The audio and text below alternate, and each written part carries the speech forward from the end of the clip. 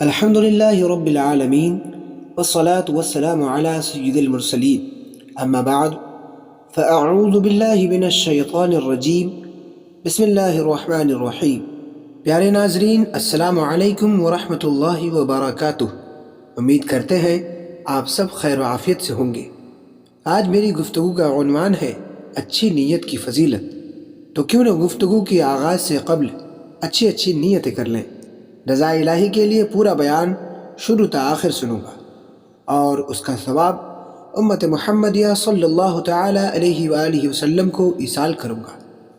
دوران بیان جہاں جہاں اللہ کا نام پاک آئے گا وہاں عز و جل، اور جہاں جہاں سرکار کا اسم مبارک آئے گا وہاں صلی اللہ تعالی علیہ وآلہ وسلم، اور جہاں جہاں کسی صحابی یا بزرگ کا نام آئے گا رضی اللہ تعالی عنہ اور رحمت اللہ تعالی علیہ پڑھوں گا۔ بے شک اہل دل حضرات کے سامنے بصیرت ایمان اور نور قرآن سے یہ بات منکشف ہو چکی ہے کہ علم و عبادت کے بغیر سعادت ابدی تک کوئی رسائی نہیں، اور علماء کے سوا سب لوگ ہلاکت میں ہیں، اور عاملین کے علاوہ سب علماء ہلاکت میں ہیں، اور مخلصین کے سوا سب عاملین ہلاکت میں ہیں، اور مخلصین بھی بہت بڑے خطرے میں ہیں۔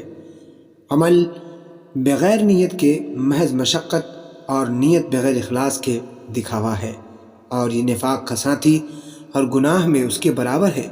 اخلاص، صدق اور تحقیق کے بغیر گرد و غبار کے ذرات کی طرح ہے، اور ہر وہ عمل جو غیر اللہ کی ارادے کی آمیزش کے ساتھ کیا جائے اس کے بارے میں اللہ عز و جل ارشاد فرماتا ہے وَقَدِمْنَا إِلَى مَا عَمِلُوا مِنْ عَمَلٍ فَجَعَلْنَاهُ هَبَاءً مَنْثُورًا۔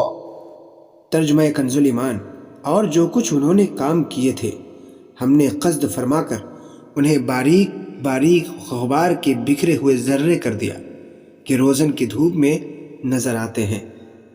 پیارے سامعین، ہر شخص کے لیے یہ ضروری ہے کہ وہ نیت کی حقیقت کو جانے اور اخلاص کی حقیقت سے واقفیت حاصل کرے، کیونکہ بغیر اس کے وہ نیت کو درست نہیں کر سکتا، اور نہ ہی اپنے کسی عمل میں اخلاص کی چاشنی لا سکتا ہے۔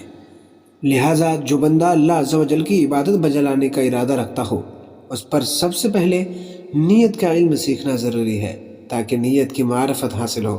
پھر صدق اور اخلاص کی حقیقت سمجھ لینے کے بعد نیت کو عمل کے ذریعے درست کرے، کیونکہ صدق و اخلاص ہی بندے کی نجات اور چھٹکارے کا سبب ہیں۔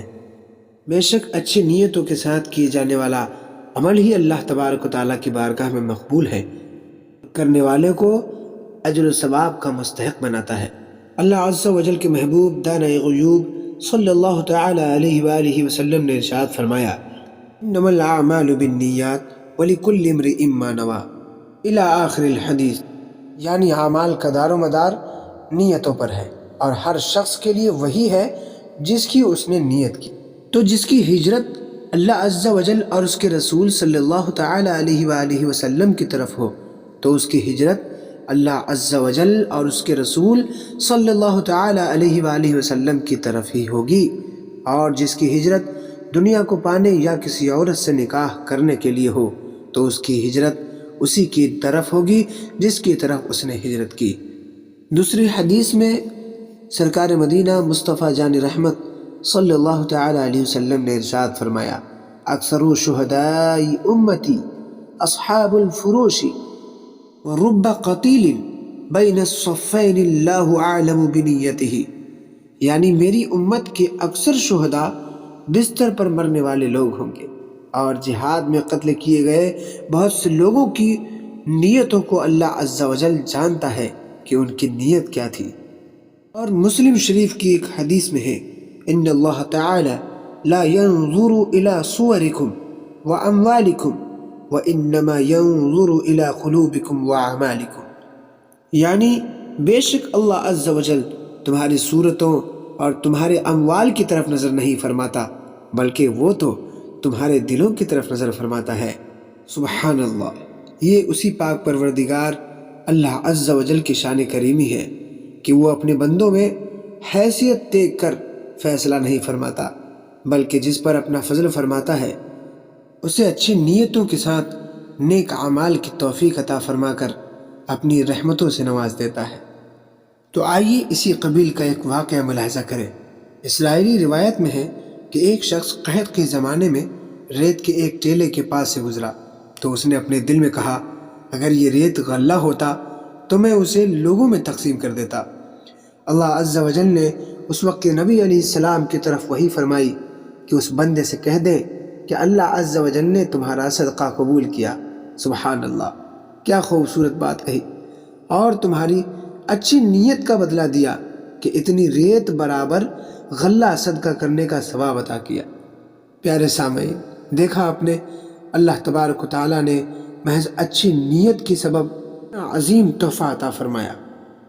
یہ احادیث میں مروی ہے، من ہم بحسنۃ ولم یعملها کتبت لہ حسنہ، یعنی جو کسی نیکی کا ارادہ کرے لیکن کر نہ سکے تو اس کے لیے ایک نیکی لکھ دی جاتی ہے۔ بے شک یہ اسی رب کی شان کریمی ہے کہ وہ جسے چاہے جتنا چاہے نواز دیا کرتا ہے۔ اللہ تبارک و تعالیٰ سے دعا ہے اللہ تبارک و تعالیٰ ہمیں بھی اچھی نیتوں کے ساتھ نیک اعمال کی توفیق عطا فرمائے۔ اسی کے ساتھ میں آپ سے رخصت ہوتا ہوں۔ السلام علیکم ورحمۃ اللہ وبرکاتہ۔